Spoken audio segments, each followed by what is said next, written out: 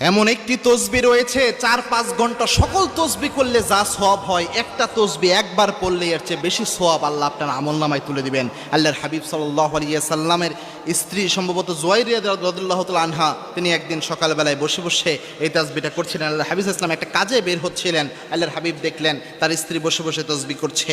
আবার যখন আল্লাহর হাবিব সাল্লাল্লাহু আলাইহি ওয়াসাল্লাম তার কাজ শেষ করে ব্যাক করলেন, তখন দেখলেন তার স্ত্রী বসে বসে তসবি করতেই আছে। সুবহানাল্লাহ, আলহামদুলিল্লাহ, লা ইলাহা ইল্লাল্লাহু, আল্লাহু আকবার, এরকম যে তসবিগুলো রয়েছে এই তসবিগুলো করছিলেন।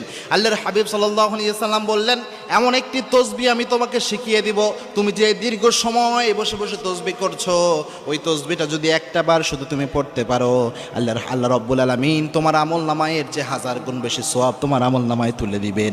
এবং মিজানের পাল্লায় এই তসবিটা সবচেয়ে বেশি ভারী হবে, এবং এই তসবির আমলের সওয়াব এত বেশি, ফেরেশতার কলম পর্যন্ত বন্ধ হয়ে যায় এই তসবির সওয়াব লিখতে যে।